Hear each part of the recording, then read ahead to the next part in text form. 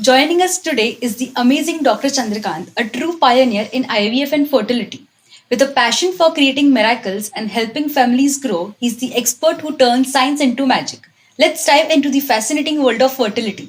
Exactly IVF क्या है? आने वाले पेशेंट को कंसीव करने में बहुत सारी दिक्कतें हुआ करती थी। तो कुछ लोगों को ऐसा है कि चलो हमारे ये 2 लड़की है सर और हमको लड़का चाहिए, तो आईवीएफ हम करवा लेते तो लड़का हो ही जाएगा। तो वो सेफ होता है मतलब कि आईवीएफ करवा लो, बाद में 100% बेबी मिल जाएगा। इसमें हमेशा ऐसा होता है कि फीमेल में ही प्रॉब्लम होता है कि मेल में भी होता है? मतलब क्या मेल का रिपोर्ट करने की जरूरत है, लड़का तो नॉर्मल है, कोई करवा रहे हैं। आपको कुछ ऐसा प्रिकॉशनस वो बताना है कि जिससे ये इनफर्टिलिटी जो प्रॉब्लम्स आ रही है वो इश्यूज नहीं आए। 3 बच्चे हैं, 5 बच्चे और 3 ऑलरेडी इसमें है, तो मैं कैसे उसको एक्सप्लेन करूं। Hello sir, how are you? नमस्ते, thank you. So, what inspired you to specialize in gynecologist or IVF? मैंने मेरी जर्नी 1995 से शुरू की है। मैंने बचाव से मेरी प्रैक्टिस स्टार्ट की, तो 2001 में अर्थक्वेक आया, तब तक मैं बचाव था। अर्थक्वेक के बाद मैं गांधीधाम शिफ्ट हुआ, मेरी जर्नी यही गांधीधाम में शुरू हुई। शुरू में ऐसा था कि मेरे जो फर्स्ट 10 इयर्स का मैं एनालिसिस करता हूँ कभी भी प्रैक्टिस का, तो नॉर्मली पेशेंट ऐसे कंसीव होके आते थे कि उनको प्रेगनेंसी है, कुछ महीने हैं और चेकअप के लिए आते हैं, और बाद में 2-3 विजिट करते थे और बाद में डिलीवरी के लिए चले आते थे। बाद में जो मेरे प्रैक्टिस के दूसरे 10 साल की मैं बात करूं, तो ऐसा हुआ करता था कि धीरे धीरे कुछ केस ऐसे आने लगे कि जिनको बच्चे रुकने में दिक्कत आ रही है, कंसीव नहीं कर पा रहे हैं। तो उसी टाइम मेल इनफर्टिलिटी खास करके ज़्यादा नहीं थी, बहुत सारे केसेस आते थे, इसमें फीमेल को कुछ ना कुछ प्रॉब्लम हुआ करता था और उसकी ट्रीटमेंट करवाते थे। और लास्ट 10 इयर्स की मैं बात करूं, तो धीरे धीरे ऐसे केस बहुत स्पीड से बढ़ने लगे कि जिनको कंसीव करने में दिक्कतें आ रही है। तो हमारी ओपीडी में आने वाले पेशेंट को कंसीव करने में बहुत सारी दिक्कतें हुआ करती थी, तो हमने सोचा कि जो पेशेंट को आईवीएफ की ट्रीटमेंट इधर नहीं मिल रही है, उनको कहीं और जाना पड़ता है, सेंटर में ट्रीटमेंट के लिए जाना पड़ता है। तो हमने 4 साल पहले हमने ये स्टार्ट किया हमारा आईवीएफ सेंटर, और अभी 19 जनवरी को हमारे 4 साल आईवीएफ सेंटर को पूरे हो जाएंगे और 5वें साल में हम प्रवेश करेंगे। तो जो पेशेंट हमारे आ रहे थे उनको कंसीव करने में दिक्कतें आ रही है, तो वो हमारे लिए सबसे प्राइम बात थी कि उन लोगों के लिए फैसिलिटी के लिए आईवीएफ सेंटर इधर होना चाहिए। ओके, सो जब आपने करियर स्टार्ट किया तो कोई अर्ली चैलेंजेस थे स्टार्टिंग में जो आपको फेस करने पड़े इस करियर के टाइम पे? हाँ, इसमें ऐसा है कि जो बचाव में जब प्रैक्टिस स्टार्ट की, जो खास करके हम डिलीवरी का काम वहीं ज़्यादा हुआ करता था, तो हमारा जो जिसको हम ऑब्स्टेटिक बोलते हैं, गायनिक ब्रांच के अंदर ऑब्स्टेटिक डिपार्टमेंट बोलते हैं, तो डिलीवरी के केस ही ज़्यादातर हुआ करते थे। तो उसी टाइम बहुत सारी चैलेंजेस थी। किस प्रकार की कि जो पेशेंट आते थे वो तो पहले वो चेकअप नहीं करवाते, जिसको हम एंटीनेटल विजिट बोलते हैं, वो सही से चेकअप के लिए नहीं आते थे। 1 या 2 बार विजिट करते थे। बहुत सारे केस तो ऐसे थे कि लास्ट में खाली डिलीवरी के मोमेंट पे ही आते थे, तो उन लोगों का हीमोग्लोबिन कम हुआ करता था, कुछ लोगों को ब्लड प्रेशर हाई हुआ करता था। तो ऐसे कुछ केस को छोटे सेंटर में रह के डील करना बहुत दिक्कतें थी। तो मेरे लाइफ में मैंने ऐसे भी केस किए हैं कि एनेस्थेटिक नहीं मिलने की वजह से उनको जहाँ ऑपरेशन करना है उसी पार्ट में एनेस्थेसिया देके, लोकल एनेस्थेसिया जिसको हम बोलते हैं, वो देके 3-4 पेशेंट को हमने सिजेरियन सेक्शन किया है। और एक केस तो ऐसा बना है जो मेरे को लाइफ टाइम याद रहेगा कि पेशेंट को बहुत सारा ब्लीडिंग हो रहा था प्रेगनेंसी के दरमियान, और उनका ऑपरेशन करना बिल्कुल ज़रूरी था माता और बेबी को बचाने के लिए। तो मेरा खुद का ब्लड मैंने उस पेशेंट को डोनेट किया और 15 मिनट के बाद मैंने उसका खुद का सिजेरियन किया। तो और एनेस्थेटिक भी नहीं मिलते थे इजीली, जो भी आजकल इतनी फैसिलिटी हो गई है कि हमें एनेस्थेटिक इजीली मिल जाते। तो ऐसी बहुत सारी चैलेंज हुआ करती थी, जिसमें हम भी गायनेकोलॉजिस्ट, हम भी पीडियाट्रिशियन, हम भी एनेस्थेटिक बन जाते थे। तो इस प्रकार की चैलेंजेस बहुत हुआ करती थी, तो मल्टीपल रिस्पॉन्सिबिलिटी निभानी पड़ती थी। एग्जैक्टली आईवीएफ क्या है, उसको सिंपल टर्म में थोड़ा डिफाइन करो ना। आईवीएफ यानी इन विट्रो फर्टिलाइजेशन बोलते हैं। जो हमारी बॉडी में जो प्रोसेस होती है उनको इन विवो बोलते हैं। आईवीएफ में ऐसा यूजुअली क्या होता है, पेशेंट कंसीव कैसे करता है कि जैसे उनका एग रिलीज होता है कोई भी लेडी का, तो ओवरी में से रिलीज होकर फेलोपियन ट्यूब के अंदर एंटर होता है। स्पर्म है वजाइना के माध्यम से यूट्रस में एंटर होता है और बाद में वो फैलोपियन ट्यूब के वहीं पहुंचता है।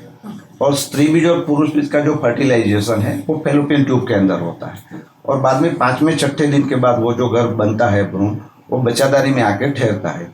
ये नॉर्मल प्रेगनेंसी रुकने की सिस्टम है। आईवीएफ में क्या होता है कि कोई भी लेडी को हम 10-12 दिन इंजेक्शन देते हैं, और 1 साल में जो एक लेडी जितना अंडे प्रोड्यूस करती है वो 10 दिन की दवाई दे के हम एक साइकिल में उनको इतने एग्स बनाते हैं। बाद में उसको कुछ समय के लिए 10-15 मिनट के लिए एनेस्थीसिया दे के वो सब अंडे आईवीएफ लेबोरेटरी में उसको खींच लेते हैं, एस्पिरेट कर लेते हैं।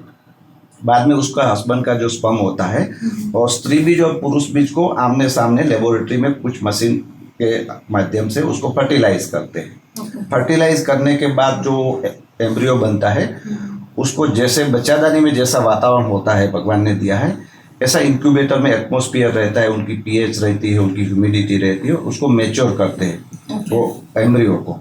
और मैच्योर करने के बाद उसको डायरेक्ट बच्चादानी में भी वजाइना के माध्यम से डाल सकते हैं, ब्रेस्ट एम्ब्रियो ट्रांसफर जिसको बोलते हैं, और उसको फ्रीज करके भी उसको -196 डिग्री लिक्विड नाइट्रोजन में फ्रीज करके उसको प्रिजर्व भी कर सकते हैं।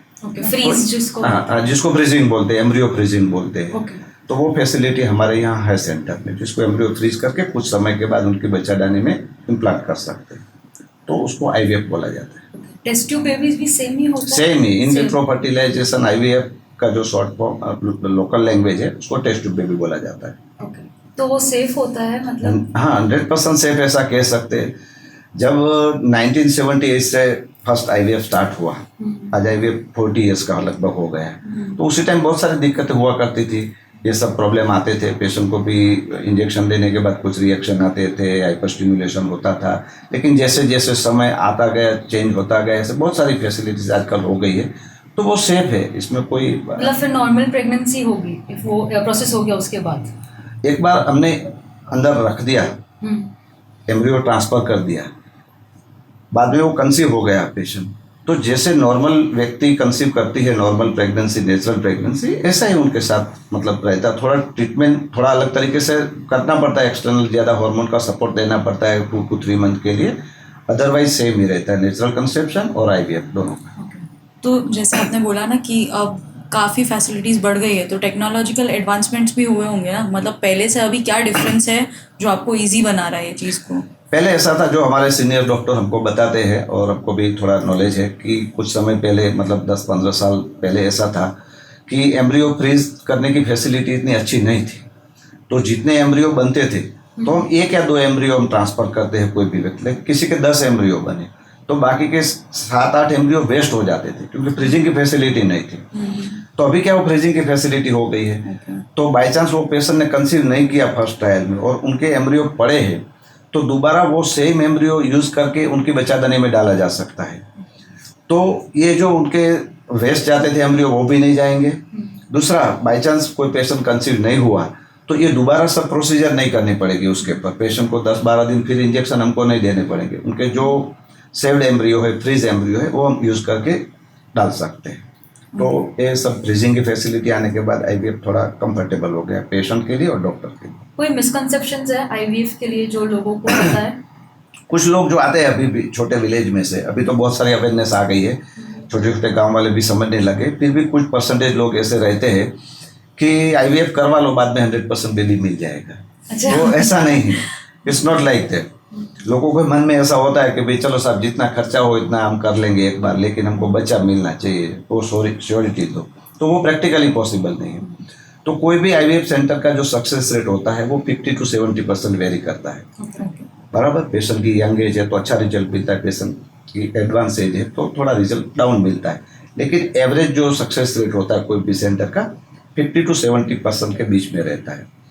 दूसरा, आपने जो क्वेश्चन पूछा कि और क्या क्या मतलब इसके मिसकंसेप्शन है, तो कुछ लोगों को ऐसा है कि चलो हमारे ये 2 लड़की है सर और हमको लड़का चाहिए, तो आईवीएफ हम करवा लेते तो लड़का हो ही जाएगा। उन लोगों को ऐसा होता है जो चाहिए वो मिल जाएगा, लड़का या लड़की, लेकिन वो भी पॉसिबल नहीं है। तो ये भी एक मिसकंसेप्शन है। दूसरा मिसकंसेप्शन ऐसा है कि आईवीएफ बेबी से खोल खापड़ वाले बच्चे आपने की संभावना ज़्यादा रहती है, तो वो गलत बात है, ऐसा नहीं है। जो नॉर्मल कंसेप्शन होता है, प्रेगनेंसी कुछ लोगों को रुकती है और बच्चा उनको मिलता है, सेम उनको आईवीएफ करने के बाद भी वो खोड़-खापड़ का जो रेशियो है वो नॉर्मल कंसेप्शन में और आईवीएफ में दोनों में समान रहता है।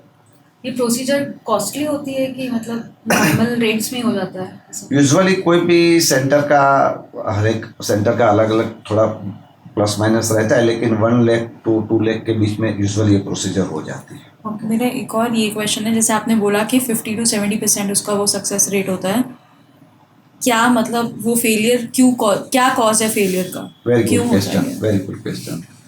तो इसमें ऐसा है कि भगवान ने जो एटमॉस्फेयर अंदर बॉडी के अंदर बनाया है हमारी बॉडी में, और खास करके लेडी के बॉडी के अंदर जो एक बच्चा उसको पालना है, उसको बड़ा करना है, ग्रो करना है, बाद में उसको बर्थ करना है, तो ये भगवान ने बहुत सारी सिस्टम अंदर डेवलप की है बच्चादानी के अंदर। तो इसमें बहुत सारा ह्यूमिडिटी है, अंदर का एनवायरनमेंट होता है। पहले जब आईवीएफ शुरू हुआ तब 20% जितना सक्सेस रेट था आईवीएफ का, लेकिन जैसे जैसे टेक्नोलॉजी आगे बढ़ती गई, साइंटिस्ट को पता चलता गया कि कहाँ कहाँ दिक्कतें आ रही है, क्या क्या प्रॉब्लम है जिसकी वजह से हम उसको इम्प्रूव करें तो सक्सेस रेट बढ़ा सके। तो ऐसा सब रिसर्च होती गई, ऐसे ऐसे आज 50-60% पे पहुँचे। हो सके कि आगे जाके 10 साल 20 साल के बाद हम एनालिसिस करेंगे ये सक्सेस रेट का, तो हो सकता है वो 90% पहुँच भी जाए। तो भगवान ने जो अंदर एटमॉस्फेयर बनाया है वो बनाने में साइंटिस्ट को थोड़ा टाइम तो लगेगा। That is the main reason. इसमें मेंटल हेल्थ का क्या रोल प्ले है आईवीएफ में?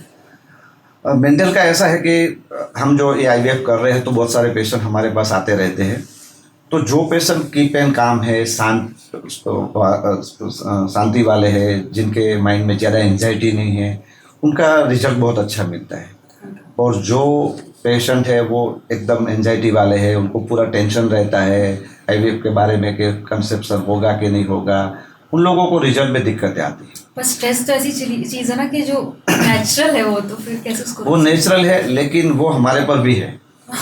हम कितना उसको लाइटली लेते हैं, कोई भी चीज़ हम लाइटली लेंगे तो इसमें रिजल्ट अच्छा मिलेगा। हम उसका टेंशन जो करना है वो तो करना ही है, इसमें तो कोई दो राय नहीं। आप आईवीएफ करवाने आए हैं तो आईवीएफ में तो आपको जो प्रोसेस है इसमें तो गुजरना ही पड़ेगा, लेकिन आप शांति से थोड़ा भगवान में विश्वास रखें, योगा करें, मेडिटेशन करें, मन को शांत रखेंगे तो आपके बॉडी के हार्मोन बैलेंस रहेंगे और सक्सेस रेट अच्छा मिलेगा।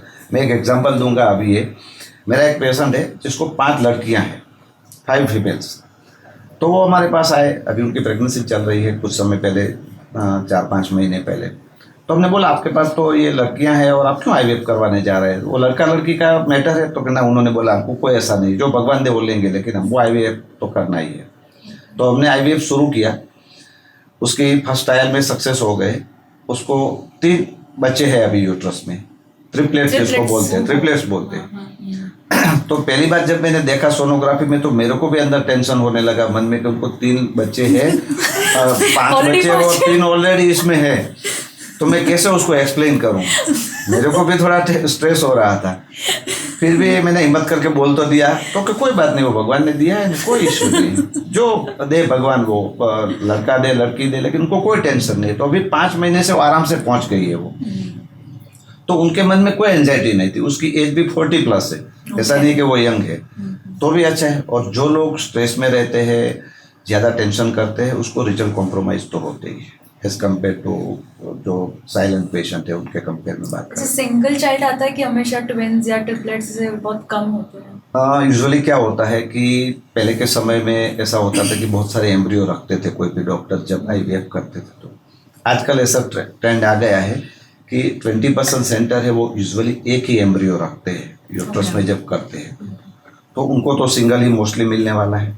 लेकिन 80% जो आईवीएफ सेंटर है अभी भी वो 2 एम्ब्रियो इम्प्लांट करते हैं, जैसे हम भी करते हैं। डे 5 का एम्ब्रियो जो होता है वो यूजुअली हम 2 इम्प्लांट करते हैं। तो चांसेस रहता है जो नॉर्मल कंसेप्शन से थोड़ा ज़्यादा 10% वी कैन से कि दोनों ग्रो हो जाते हैं, तो ट्विंस प्रेगनेंसी का चांसेस रहता है 10 to 15%, जितना रेशियो ज़्यादा रहता है नेचुरल कंसेप्शन के कंपेयर। ओके, सो ये इश्यूज, फर्टिलिटी इश्यूज क्यों आ रहे हैं? Good question. तो इसमें ऐसा है कि आजकल बहुत सारा ट्रेंड चेंज हो गया है, बराबर है। तो पहले के समय में क्या हुआ करता था कि 18-20 साल में शादियाँ हुआ करती थी लोगों की, तो जल्दी कंसेप्शन करते थे और बाद में उसको बच्चे आराम से मिल जाते थे। सबसे इम्पोर्टेंट कारण है वो लेट मैरिज है एक कारण, और उसके साथ साथ लेट कंसेप्शन, ये ट्रेंड चल रहा है, लेट मैरिज और लेट कंसेप्शन। ऐसा नहीं कि शादी हो गई तो भी लोग ऐसा बोलते हैं कि 2 साल 3 साल अभी बच्चा नहीं करना है। बहुत सारे ऐसे कपल हमारे पास आते हैं क्योंकि आजकल लोग कैरियर ओरिएंटेड है, एजुकेशन का लेवल बड़ा है। दूसरी एज के अलावा बात करें तो हमारी लाइफस्टाइल बहुत चेंज हो गई है आजकल सबकी, स्ट्रेस ज़्यादा बढ़ गया है। तो stress one of the important कारण है जो इनफर्टिलिटी का कोज है, क्योंकि बहुत सारी एंजाइटी है सब लोगों में। दूसरा हमारा फूड हैबिट है, वो भी बहुत चेंज हो गया है। हमारा जो नॉर्मल नेचुरल डाइट था इसमें से बहुत चेंज हो गया है। फास्ट फूड, जंक फूड का जो ज़्यादा यूज़ हो रहा है आजकल। दूसरा लाइफस्टाइल है वो भी चेंज हो गई है। कैसे कि लोग लेट नाइट सोते हैं, लेट उठते हैं, तो वो भी नेचर के अगेंस्ट है। तो इसमें भी इनफर्टिलिटी बढ़ सकती है। दूसरा हम वो फूड पैकेट वाला जो पैक फूड खाते हैं, तो वो भी वन ऑफ द रीज़न है। ऐसे बहुत सारे अलग अलग रीजन्स है। एनवायरमेंटल रीजन्स है, जो हम खाना खाते हैं इसमें भी बहुत सारा फर्टिलाइज आता है, तो वो हम खाना खाते हैं। तो that is the one of the reason. आपकी क्या एडवाइस है, जैसे आईवीएफ किया अपन ने और उसके चांसेस अपन को बढ़ाने हैं कि उसकी प्रेगनेंसी एकदम सक्सेस हो, तो ऐसी कोई एडवाइस दे सकते हो आप? हम सब पेशेंट को बोलते हैं कि पहले तो मन को शांत रखिए। मेडिसिन जो दवाई करना है वो हमको करना है, लेकिन आपका मन शांत होना चाहिए। मेडिटेशन है, योगा है। आजकल ऐसे भी आईवीएफ सेंटर में ट्रेंड चल रहा है कि पेशेंट को अच्छे से काउंसलिंग किया जाता है और उसको मेडिटेशन, प्राणायाम, योगा की एडवाइस दी जा सकती है। कुछ मंथ के लिए उसको इसमें वो रिलैक्स रहना है, और बाद में जो आईवीएफ करते हैं तो सक्सेस रेट बढ़ता है। फूड हैबिट भी उनको चेंज करनी है, क्योंकि उनकी क्वालिटी वाले, जो अच्छे क्वालिटी वाले एग्स मिलेंगे तो ये अच्छा रिजल्ट मिलेगा। ऐसा नहीं कि आईवीएफ कर दिया यानी सक्सेस हो गया, ऐसा जरूरी नहीं है। अंडे भी कुछ बार हमको बहुत अच्छे मिलते हैं नंबर्स, लेकिन क्वालिटी अच्छी नहीं होती। तो क्वालिटी भी उनके एग्स की इम्प्रूव करनी होती है। तो उसका डाइट भी ठीक होना चाहिए, लाइफस्टाइल भी ठीक होनी चाहिए, उसका मेंटल स्टेटस भी ठीक होना चाहिए, वो सब जरूरी है। Pre conception also. इसमें हमेशा ऐसा होता है कि फीमेल में ही प्रॉब्लम होता है कि मेल में भी होता है, मतलब? Very good. तो आजकल ऐसा है कि मेल के प्रॉब्लम बहुत सारे बढ़ चुके हैं। मैंने जैसे बताया कि मेरा जो 10 साल लास्ट 10 ईयर्स की बात करें हम, तो पहले मेल के इश्यू नहीं देखने मिलते थे। यूजुअली वो मेल का रिपोर्ट हम कुछ समय के पहले करवाने बोलते थे, तो उसके फैमिली वाले भी बोलते थे कि क्या मेल का रिपोर्ट करने की जरूरत है। उनकी मम्मी होती थी लड़के की, बोलती थी मेरा लड़का तो नॉर्मल है, उसको कोई तकलीफ नहीं, आप क्यों रिपोर्ट करवा रहे हो। आज से 15-20 साल पहले की बात करूँ तो। लेकिन आजकल ऐसा नहीं है, सब समझने लगे हैं, और रिपोर्ट में भी ऐसा आ रहा है कि दोनों इक्वली रिस्पॉन्सिबल है, 50-50% रिस्पॉन्सिबल है कि मेल में भी इतने प्रॉब्लम आ रहे हैं जो पहले नहीं हुआ करते थे। तो मेल इनफर्टिलिटी बहुत बढ़ रही। तो शायद पहले अपन ने चेकअप ही नहीं कराया, इसलिए पता नहीं होगा मेल में। नहीं, ऐसा नहीं है। नहीं, not only that thing. Patient conceive होके ही आया करते थे जब हम मेल की रिपोर्ट नहीं करते थे तो भी। लेकिन आजकल क्या है कि मेल की लाइफस्टाइल भी बहुत बिगड़ गई है। बराबर जैसे फीमेल की है ऐसा मेल की भी है, क्योंकि बहुत दूसरा ऐसा है कि वो टाइट क्लॉथ पहनते हैं, बहुत हीट में काम करते हैं। कुछ लोग फैक्ट्री में काम करते हैं जहाँ ज़्यादा हीट है, तो ये सब फैक्टर मेल के लिए ज़्यादा रिस्पॉन्सिबल है। आपको कुछ ऐसा प्रिकॉशनस वो बताना है कि जिससे ये इनफर्टिलिटी जो प्रॉब्लम्स आ रही है वो इश्यूज नहीं आए? उसके लिए ऐसा करना पड़ता है कि सबसे पहले तो जो कपल की शादी हुई है उनको भले उनका जो शेड्यूल है उस हिसाब से वो प्रेगनेंसी रखे, कोई बात नहीं है। उसका सोशल स्ट्रक्चर उनको बताना है, कुछ कैरियर में आगे बढ़ना है, हो सकता है उनके पर्सनल रीजन हर एक के होते हैं। तो मैं ऐसा सबको सलाह देता हूँ, या तो आपके माध्यम से बताना चाहता हूँ सोसाइटी को, कि आपका जो मैरिज के बाद हस्बैंड वाइफ का दोनों का एक बार गायनेकोलॉजिस्ट के पास चेकअप हो जाना चाहिए कि आपकी फर्टिलिटी पोटेंशियल क्या है। उसके लिए वो नॉर्मल चेकअप भी करेंगे, ज़रूरत पड़ेगी तो हार्मोन रिपोर्ट भी करवाएंगे, और मेल के लिए सीमेन एनालिसिस का एक रिपोर्ट होता है, तो वो एकदम ज़रूरी होता है, वो भी करवा लेना चाहिए। तो ये मेरी रिक्वेस्ट है या मेरा सजेशन है कि जो कपल की शादी हो जाती है तो तुरंत एक बार अच्छे गायनेकोलॉजिस्ट के दिखा के उनका फर्टिलिटी पोटेंशियल का चेकअप करवा लेना चाहिए। ओके। वर्किंग वुमेन जो होती है उसको ऐसे एडवाइजेबल है कि आईवीएफ कराना चाहिए, या उनको 1 मंथ ऐसे बैठना ही चाहिए? आईवीएफ करवाने के बाद की बात कर रहे हैं कि आईवीएफ कराने के बाद की बात कर रहे हैं? हाँ। Working women. हाँ, तो उसको क्या है कि पहले एक ट्रेंड हुआ करता था आईवीएफ यानी मतलब आईवीएफ किया तो बिल्कुल रेस्ट करना है, बेड पे से उठना नहीं है। वो समय आज चला गया, बहुत सारी अलग अलग मेडिसिन आ गई है, एडवांसमेंट हो गया है। तो हम हमारे पेशेंट को एडवाइस देते हैं कि सपोज आपको हमने आज पिकअप कर लिया, बाद में कुछ समय के बाद एम्ब्रियो ट्रांसफ़र करेंगे, तो 2 दिन के बाद आप आपकी एक्टिविटी रिज्यूम कर Normal. सकते हैं, नॉर्मल एक्टिविटी रिज्यूम कर सकते हैं। Okay. तो ऐसा कोई कंप्लीट बेड रेस्ट की जरूरत नहीं। 15 दिन के बाद हम उनका रिपोर्ट करवाते हैं, बीटा एचसीजी का रिपोर्ट बोलते हैं, वो पॉजिटिव है प्रेगनेंसी के नहीं है वो देखने के लिए। बाद में पॉजिटिव आ गया रिपोर्ट तो 2-3 दिन का और हम रेस्ट उनको सजेस्ट करते हैं। बाकी ऐसे जैसे नेचुरल कंसेप्शन होता है ऐसे ही उनको ध्यान रखना होता है, अदरवाइज कोई एक्स्ट्रा बेड रेस्ट की जरूरत नहीं। आपने इसके रिगार्डिंग बुक भी लिखी है आई गेस, तो वो बुक के बारे में आप कुछ बता सकते हैं, उसका नाम और वो सब क्या क्या उसमें मेंशन किया है? मैंने अभी तक 3 बुकें लिखी है इस सब्जेक्ट के लिए। तो पहली बुक मैंने निकाली थी श्रेष्ठ संतति करके, क्योंकि बहुत सारे पेशेंट आते हैं ओपीडी में, इतना टाइम नहीं होता सबको सब समझाने के लिए।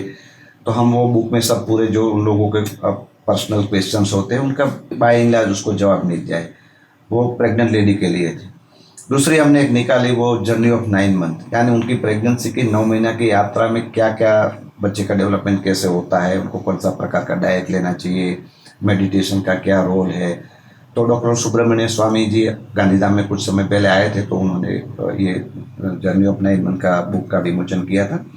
अभी मेरी एक बुक प्रोसेस में है जिसका नाम है वंध्यत्व एक प्रकार, जो हम ये इनफर्टिलिटी में ज़्यादा काम कर रहे हैं। तो बहुत सारे लोगों के बहुत सारे क्वेश्चंस होते हैं कि बच्चा मेरे को क्यों नहीं रुक रहा है। तो इसमें खास करके 30% कपल्स ऐसे हैं कि हम बहुत सारा इन्वेस्टिगेशन कर लेते हैं तो कोई रिपोर्ट हमको एबनॉर्मल नहीं लगता है, फिर भी वो कंसीव नहीं कर पाते। तो ऐसे भी बहुत सारे सोसाइटी में कपल है, उनको एंजाइटी ज़्यादा रहती है और हमको भी लगता है कि कोई कारण नहीं पता चल रहा है लेकिन वो कंसीव नहीं कर रहे। तो ऐसे बहुत अलग अलग क्वेश्चंस इसमें है, पेशेंट की ओर से है भी, हमने सजेस्ट भी किया है इसमें क्या करना चाहिए क्या नहीं करना चाहिए। वो भी कुछ ही समय में आ जाएगी, जिसमें उसका बुक का नाम है वंध्यत्व एक प्रकार। तो आज वंध्यत्व एक सोसाइटी के लिए प्रकार खड़ा हो रहा है। हमारा एक TFR होता है, टोटल फर्टिलिटी रेट है, वो धीरे धीरे पहले 2.1 था इंडिया का, अभी 1.9 पे आ गया है। तो वो डाउन होता जा रहा है फर्टिलिटी रेट। तो जैसे अभी फॉरेन कंट्री में जैसे कुछ कंट्री है स्वीडन वगैरह, यूरोप के कुछ कंट्री के जहाँ बच्चे ही नहीं है, सब है वो ओल्ड पीपल रह रहे हैं, वहाँ यंगस्टर है ही नहीं। तो हो सकता है कि 50 साल के बाद इंडिया में भी ऐसी स्थिति आए, तो वंध्यत्व के हिसाब से ये प्रॉब्लम ना आए उसके लिए पब्लिक अवेयरनेस के लिए मैंने बुक निकाली। सरोगेसी में और आईवीएफ में क्या मतलब ज़्यादा सेफ कौन सा है? ना, सरोगेसी और आईवीएफ दोनों एक ही बात है। सेफ यानी क्या है? सरोगेसी तो अपन किसी और के उसमें हाँ ना, એટલે सेफ्टी की बात करें हम तो सेफ्टी तो दोनों की सेम ही रहेगी। सरोगेसी क्या होता है कि जो कपल है, कोई खास करके स्त्री है, उसका यूट्रस कोई कारण के निकालना पड़ा कि भाई चलो उसको कोई ऐसी बीमारी हुई कि उनका बच्चादानी निकालनी पड़ी, या तो बच्चादानी ऐसी है लेकिन बच्चादानी नहीं जैसी है, उसमें बहुत सारे फाइब्रोइड है, उसके अंदर एंडोमेट्रियोसिस नाम की बीमारी है, बच्चादानी को ट्यूबरकुलोसिस यानी टीबी बीमारी होने की वजह से चिपक गई है। तो या तो किसी को जन्मजात बच्चादानी नहीं है, भगवान ने दी ही नहीं है बच्चादानी, तो ऐसे भी केस होते हैं कभी कभी देखते हैं।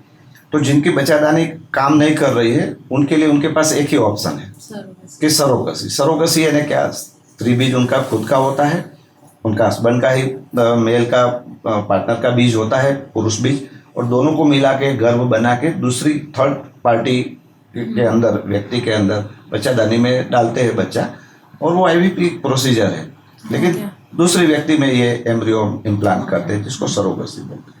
ऐसे कोई कल्चरल फैक्टर्स हैं, मतलब लाइफस्टाइल इश्यूज जैसे आप बोल रहे थे, ऐसे कल्चरल फैक्टर्स हैं जो अफेक्ट कर रहे हैं?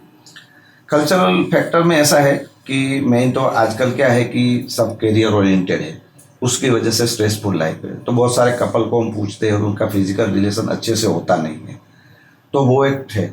दूसरा, हस्बैंड और वाइफ की जो हार्मनी है वो बहुत इंपॉर्टेंट है, क्योंकि आजकल क्या होता है कि बहुत लेट से आना होता है वो वर्कलोड की वजह से, तो फिजिकल रिलेशन अच्छे से नहीं बनता है। दूसरा, ये कैरियर ओरिएंटेड होने की वजह से स्ट्रेस भी रहता है हर एक को। तो ऐसे अलग अलग कारण हैं जो इम्पेक्ट करते हैं फर्टिलिटी। आप कपल्स को क्या एडवाइस देना चाहते हो कि आपकी मतलब ये सब चीज़ें प्रॉपर होना चाहिए, राइट? बिल्कुल। हाँ, तो मैंने बोला कि जो हमारा जो अभी ट्रेंड चल रहा है कि लेट मैरिज लेट प्रेगनेंसी, ऐसा नहीं करना है। तो जो 30 पहले जो फर्स्ट चाइल्ड आ जाता है तो वो सबसे बेस्ट है। सपोज किसी की शादी 28 साल में हुई और 2-3 साल वो गवा देते हैं करियर में या तो सेट होने में, तो बाद में नेचुरली वो उनको हमारे पास आना ही पड़ेगा फर्टिलिटी इशू के लिए। तो मतलब मेरी ऐसा- एडवाइस है कि आप टाइम पे चेकअप करवा लीजिए और आपके जो ट्रीटमेंट है वो जरूरी टाइम पे आपको लेना चाहिए, टाइम वेस्ट नहीं करना चाहिए, कारण time is important, time will not come back. Where do you see ये IVF को in next 10 years? मतलब क्या एडवांसमेंट्स दिख रहे हैं आपको? और बहुत सारे एडवांसमेंट आ रहे हैं, पहले जो सक्सेस रेट कम था वो बढ़ रहा है।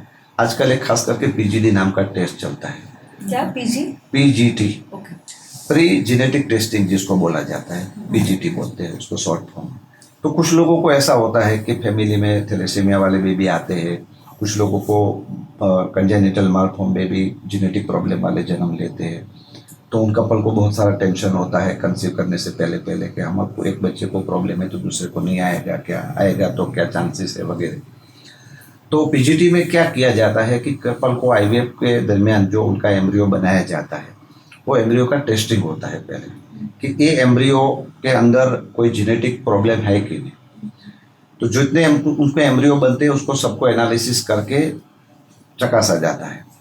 उसको चेक करने के बाद इसमें जो एम्ब्रियो सही है, जेनेटिक प्रॉब्लम वाला नहीं है, उस एम्ब्रियो को हम ट्रांसफ़र करते हैं। तो वो एक बड़ी एडवांसमेंट है आज के समय में। तो ऐसे जो सोसाइटी के रूप पर बाहर रूप आने वाले बेबी है उसको निकाला जा सकता है। और एक एआई करके आ रहा है, आर्टिफिशियल इंटेलिजेंस। तो इसमें बहुत सारा जो हम एम्ब्रियो, अभी हमारे कोई मैन्युअली चेक होता है, एम्ब्रियोलॉजिस्ट चेक करते हैं एम्ब्रियो कैसी क्वालिटी का है, कैसा है वगैरह वगैरह। तो बाद में एआई बेस्ड ये सब चेकअप हो जाएगा, तो वो भी एक बड़ा बेनिफिट है आगे जाके। आपकी कोई सक्सेस स्टोरी आईवीएफ में जो आपने अभी लास्ट 4 मंथ्स से शुरू किया है? 4 ईयर्स से 4 years से, sorry, 4 ईयर्स हाँ। से कर रहे हैं। हाँ। तो हमको आनंद इसमें आता है कि जब पेशेंट बहुत सारे मतलब उसकी शादी के साल हो जाते हैं, बाद में बच्चा नहीं मिलता है, और वो जब खुश होते हैं उसको जब बच्चा मिल जाता है, तो ऐसे डेली न्यूज़ हमको मतलब मिलते ही रहते हैं कि आज हमने कंसीव कर लिया है, तो हम बहुत खुश होते हैं और हमारा वो इंस्पिरेशन रहता है, पेशेंट है वो हमारे लिए। ऐसे कपल्स को क्या हेजिटेट होता है कि आपसे पूछने में, वो डायरेक्टली नहीं पूछ पाते होंगे काफ़ी सारी चीज़ें आईवीएफ के रिलेटेड या कोई भी चीज़? इनिशियली हाँ, सबको इश्यूज होते हैं ना, मतलब ऐसे डायरेक्ट कन्वर्सेशन, ऐसे काफ़ी लोग हैं जो अभी भी हिचकिचाते हैं बात करने में या ये। सो ये अभी नीड ऑफ द आवर है, मुझे ऐसा लगता है। तो एक तो ये कि सोशल मीडिया के माध्यम से बहुत सारी इन्फॉर्मेशन लगभग मिल जाती है आज सबको। दूसरा ये है कि एक आईवीएफ में ऐसा अभी भी थोड़ा केस देखने मिलते हैं हमको कि वो हमको बताते हैं कि सर आपने आईवीएफ से कंसीव हमने किया है, वो किसी को बताना नहीं आपको। तो वो जब कंसीव हो जाता है तो बोलते हैं कि फाइल चेंज कर दो, हमको नई फाइल बना दो, क्योंकि इसमें आईवीएफ के बारे में सब रखी है हिस्ट्री, वो हमको किसी को एक्सपोज नहीं करना है। तो और कुछ 20% कपल ऐसे ही है कि नहीं भले हमने आईवीएफ से किया है कोई बात नहीं, तो इसमें कहाँ गलत किया है। तो लेकिन फिर भी 80% लोग तो ऐसे है कि वो हाइडन करना चाहते हैं, उनका जो कंसेप्शन का जो आईवीएफ से हुआ है वो बताना नहीं चाहते। सोसाइटी रीजन है ना। हाँ, थोड़ा सोशल स्टिग्मा रहता है। फिर इसमें क्या गलत है 5 से कराया तो? कोई गलत नहीं है, कोई गलत नहीं। और आजकल तो क्या है कि सपोज ऐसा भी है कि जिन लोगों को नेचुरल कंसेप्शन नहीं होता है, बाद में आईवीएफ में भी दिक्कतें आती है कि जिसकी लेडी की एज बढ़ गई है तो उनके खुद के एग्स नहीं बन रहे, तो डोनर एग भी हमको यूज़ करना पड़ता है। जैसे मेल में कुछ प्रॉब्लम होते हैं तो मेल के भी हम स्पर्म है वो बाहर से लेके कंसेप्शन के लिए आईवीएफ करते हैं। तो ये लीगलाइज है, ऐसा नहीं है कि इलीगल प्रोसेस है। पेशेंट को हमको बताना पड़ता है और सामने से जो हम बैंक में से लेते हैं वो पूरी लीगल प्रोसीजर है। ओके, तो कोई भी अगर कपल चूज़ करता है, मतलब कि ये आईवीएफ सेंटर हमको चूज़ करना है, तो कैसे चूज़ करना चाहिए, ऐसा कोई? हाँ बिल्कुल, उसको एक तो डॉक्टर का एक्सपीरियंस देखना चाहिए, दूसरा उनके पास कौन सी टेक्नोलॉजी है आईवीएफ सेंटर में वो होना चाहिए, तीसरा एम्ब्रियोलॉजिस्ट का भी बहुत इंपॉर्टेंट है इसमें। जो एम्ब्रियोलॉजिस्ट ने क्या, स्त्री बीज और पुरुष बीज को जो हम निकाल के उसको फर्टिलाइज करने को जिसको देते हैं वो एम्ब्रियोलॉजिस्ट सब पूरी प्रोसीजर करते हैं। तो उनका एक्सपीरियंस भी इतना ही इम्पोर्टेंट है। तो आईवीएफ सेंटर में 2-3 बातें बहुत इंपॉर्टेंट है कि वो पेशेंट को जानना चाहिए और बाद में उसको ये उसके पास जाना चाहिए। सो आप क्या मैसेज देना चाहेंगे, मतलब जिनको इनफर्टिलिटी है, क्योंकि अभी जैसे मैंने आपको बोला कि बहुत लोग हिचकिचाते हैं, so what message would you like to give them कि वो कैसे? सब पेशेंट को मैं ऐसा कहना चाहता हूँ कि एक तो आपकी जो सोशल लाइफ है जल्दी से शुरू कीजिए, राइट एज में कीजिए। दूसरा, एक बार आपकी शादी हो जाती है तो आप डॉक्टर गायनेक को मिल के आप आपका रूटीन चेकअप करवा लीजिए। आगे की बात है, आपकी लाइफस्टाइल को 100% आपको इम्प्रूव करना ही है, भले not only for infertility view, लेकिन आगे जाके आपकी हेल्थ के लिए भी वो ज़रूरी है। तो हर एक को उसके खुद के लिए मतलब फिजिकल एक्टिविटी के लिए कुछ टाइम निकालना चाहिए। तो आप भले मिनिमम 45 मिनट्स पर डे तो आप एक्सरसाइज कीजिए, जॉगिंग कीजिए, साइकिलिंग कीजिए, कुछ भी कीजिए, लेकिन फिजिकल एक्टिविटी आपको होनी चाहिए। दूसरा, डाइट बहुत इंप्रूव करना चाहिए। ठीक है, वंस इन अ वीक आप बाहर जाते हो, खाना खाते हो, इट्स ओके, लेकिन कुछ लोग हफ्ते में 3 बार बाहर खाना खाते हैं तो ये सब हार्मफुल है बॉडी के लिए, हमारी ओवरऑल हेल्थ के लिए भी हानिकारक है। और ख़ास करके यंगस्टर को मैं ऐसा सलाह देता हूँ कि आपकी फर्टिलिटी पे उनका बहुत गलत इम्पैक्ट पड़ेगा। तो सबको ऐसी मेरी रिक्वेस्ट है कि आपका लाइफस्टाइल बहुत इम्पोर्टेंट है इम्प्रूव करना। योगा, मेडिटेशन का भी आप उसको हेल्प ले सकते हैं, इससे भी आपके हार्मोन बैलेंस होंगे। तो ये सब 2-3 चीज़ें ऐसी है। आजकल पीसीओडी बहुत बढ़ रही है। तो पीसीओडी में क्या होता है, ऐसा नहीं है कि वो व्यक्ति कंसीव नहीं कर पाती है, लेकिन प्रॉब्लम तो है नेचुरल कंसेप्शन में। जिन लोगों को पीसीओडी है तो उनका सक्सेस रेट फर्टिलिटी में थोड़ा डाउन हो जाता है, इवन हम आईवीएफ करते हैं तो ये भी एक लाइफस्टाइल डिसीज है। तो उसके लिए भी एक्सरसाइज बहुत हेल्प करती है। तो ये सब चीज़ें, डाइट इम्प्रूवमेंट करना, एक्सरसाइज करना, टाइम पे सोना, टाइम पे उठना, ठीक है, ये सब चीज़ें भी बहुत ज़रूरी है। पीसीओएस और पीसीओडी एक ही है, मतलब कुछ उसमें बहुत माइनर फर्क है, कोई ज़्यादा फर्क नहीं है, लेकिन जनरल पब्लिक के लिए बोले तो वो एक ही है। ओके, इसमें मतलब कोई आप difference सिर्फ नहीं। एक शॉर्ट में अगर कुछ समझा सकते हो पीसीओडी के बारे में, क्योंकि काफी What लोग is हैं, अभी भी उनको PCOD, नहीं sir? पता है पीसीओडी है क्या। हाँ, पीसीओडी में क्या होता है, कोई भी लेडी होते हैं या लड़की होती है तो उनको जो मेंसेस आता है वो टाइम पे नहीं आता है, तो इरेगुलर उनका मेंस्ट्रुअल साइकिल होता है। तो यूजुअली 2 मंथ, 3 मंथ, 4 मंथ ऐसे ऐसे साइकिल का डेज हो जाते हैं। दूसरा, कुछ लोगों को एक्ने होने लगते हैं फेस पे। दूसरा, उनको हेयर फॉल ज़्यादा होते हैं और अनचाही जगह पे उनको ज़्यादा हेयर ग्रोथ होता है, चीन पे होता है, lip, upper part of lip में होता है। तो ये सब है वो पीसीओडी के लक्षण है, जो सिम्टम है जो दिखने मिलते हैं। तो इससे उनको पता चल जाता है, तो उनको चेकअप करवा लेना चाहिए जो ऐसा उनको प्रॉब्लम है तो। और कुछ लोग ऐसे हैं कि जिनको 2 प्रकार के बहुत सारी सब टाइप होते हैं पीसीओडी के। तो मोटे मोटे हम देखें तो एक थिन पीसीओ, जिनको पतले हैं पेशेंट फिर भी उनको पीसीओडी होती है। ओबेस पीसीओ जिसको हम बोलते हैं, जो ज़्यादा वेट वाले हैं, जिसका बीएमआई यानी बॉडी मास इंडेक्स ज़्यादा है और उनको पीसीओडी है, तो उनको वेट रिड्यूस करते हैं तो उनको पीसीओडी बैलेंस होने में बहुत सारा फायदा मिलता है। तो उनको वेट गेन पे बहुत ध्यान रखना है कि वेट गेन उनका न हो जाए, और है इसमें से 10% जितना वेट कम हो जाए तो पीसीओडी में उनको नेचुरल हार्मोन बैलेंस में चांस मिलता है। विद टाइम क्या हो सकता है ये क्योर नहीं होता है पीसीओडी, तो वो ये- कंट्रोल में रहता है, या तो उनको कंसेप्शन नहीं हो रहा है नेचुरल तो उनको ट्रीटमेंट लेनी पड़ती है, बाकी क्योर नहीं होता है। जैसे मेरी फ्रेंड है, उनको ये पीसीओडी का इशू है, बट मेडिसिन ली शायद 6 to 7 months, अभी रेगुलर पीरियड्स है उनका। पीरियड्स मेडिसिन से रेगुलर आ सकता है, लेकिन उनकी पीसीओडी क्योर नहीं होगी। मतलब वो है अभी भी ऐसा। हाँ, पीसीओडी तो अंदर रहेगी। ओके। आपने जो ये सारी इन्फॉर्मेशन दी, ये सारी चीज़ें आपके बुक्स में लिखी हुई है, मतलब मेंशन की हुई है। जी जी। तो मैं मतलब लोग कैसे एक्सेस कर सकते हैं इस बुक्स को, कहाँ अवेलेबल है? जो हमारे श्रद्धा हॉस्पिटल गांधीधाम में है, टागोर रोड पे, वहीं ये मेडिकल स्टोर में ये बुक मिल जाती है। दूसरा, ये वंध्यत्व एक प्रकार अभी आने वाली है, उसमें थोड़ा 1 आध महीना टाइम लग जाएगा, तो वो बाद में वहीं भी मिल जाएगी। सो कोई ऐसा ऑनलाइन सोर्स या ऐसा कोई पॉसिबिलिटी है, क्योंकि काफ़ी मतलब अपन गांधीधाम के लोगों को ये पहुंचा सकते हैं, बट बाहर जो लोग हैं वो कैसे? तो अभी हमने किया नहीं अभी तक, लेकिन आपने बताया, आपका सजेशन अच्छा है, तो आई विल ट्राई कि उसको कुछ ऑनलाइन रखा जाए। हाँ, दूसरा, हमारे यहाँ गर्भ संस्कार को बहुत बड़ा काम होता है। ओके।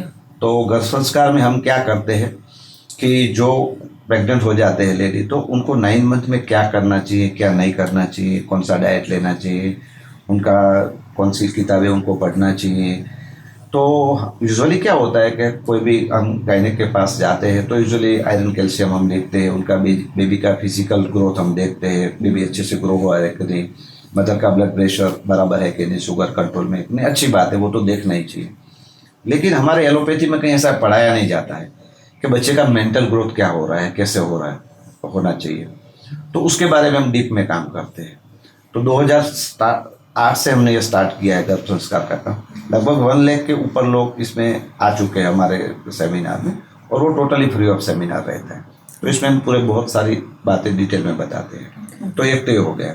दूसरा सेमिनार हम करते हैं कि जो न्यूली मैरिड कपल है, जिनको आगे जाके कंसीव करना है, वो भले 2 साल के बाद करे, 3 साल के बाद करे, उनकी योजना के हिसाब से आगे बढ़े, लेकिन उनके लिए भी हमने क्या किया है कि फ्री ऑफ सेमिनार रखे।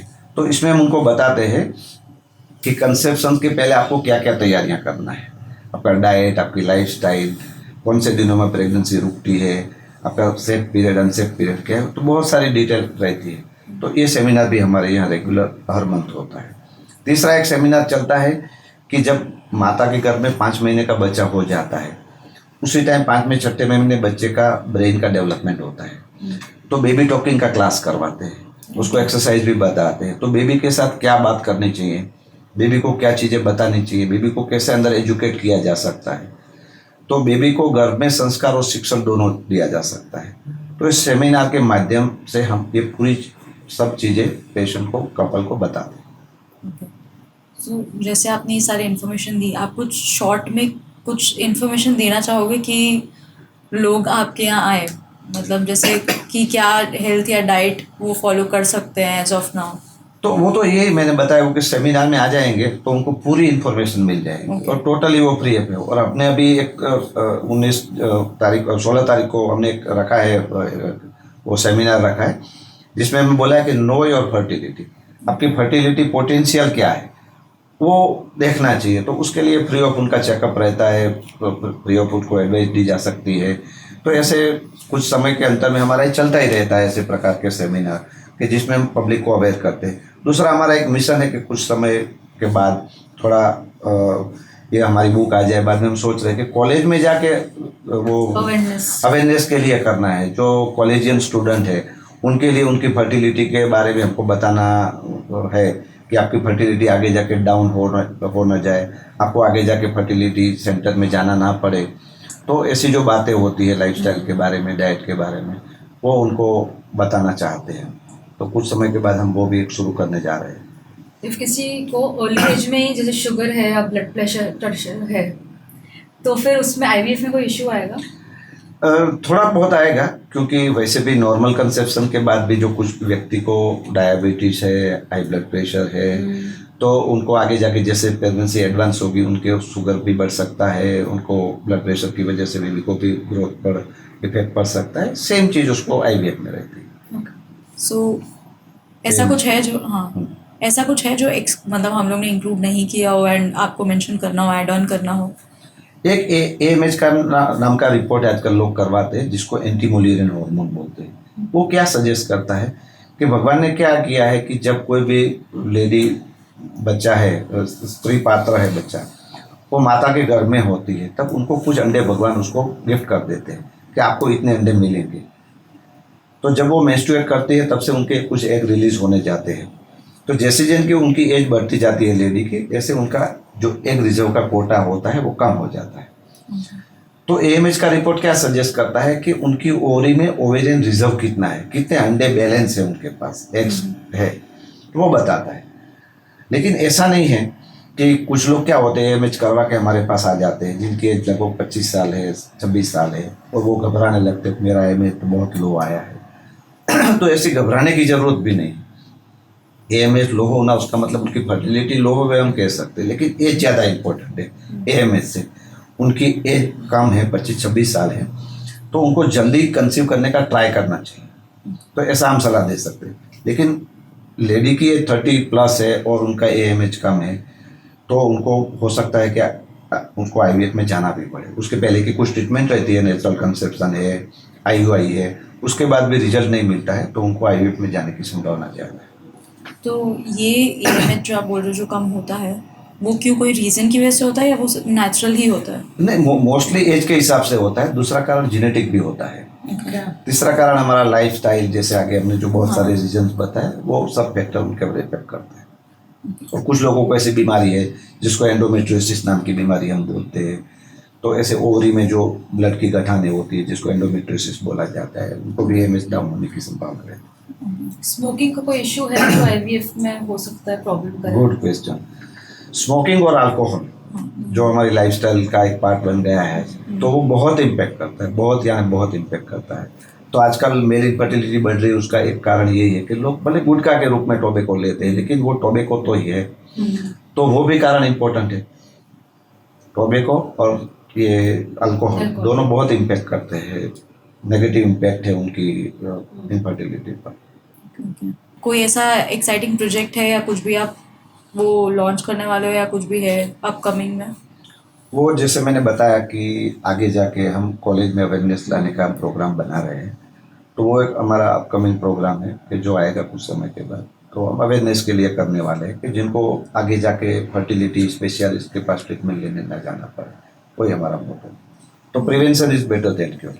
बाद में जो पेशेंट आते हैं उनको तो हम ट्रीट करेंगे ही करेंगे, लेकिन उनको हमारे पास आना ही ना पड़े और उनको नेचुरली वो कंसीव करे, बच्चा मिल जाए, उसके लिए उसको पहले से यंगस्टर में ही उनको लाइफस्टाइल इंप्रूव करना जरूरी होता है। दूसरा एक बात है कि आजकल बहुत सारे जो लोग हैं वो जिम जा रहे हैं, तो मैं जिम के अगेंस्ट में नहीं हूँ, लेकिन जिम में जाते हैं वहीं जो वो एक्स्ट्रा वो फूड लेते हैं, जो प्रोटीन वगैरह लेते हैं, तो इसमें बहुत सारा हार्मोन आते हैं, जैसे खास करके टेस्टोस्टेरोन नाम का हार्मोन, वो मसल मास बढ़ाने के लिए उसको दिया जाता है। तो ऐसी चीज़ें कंज्यूम नहीं करना है, वरना उनकी फर्टिलिटी और डाउन होती जाएगी। तो मेरी हर यंगस्टर को ये एक अपील है कि आप भले जिम जाओ आपकी हेल्थ के लिए, अच्छी हेल्थ बनाने के लिए, बॉडी बनाने के लिए, लेकिन ये कंज्यूम नहीं करना है। ठीक है, thank you for your important insights और आपका टाइम जो आपने यहाँ पे दिया। Thank you both of you, नमस्ते।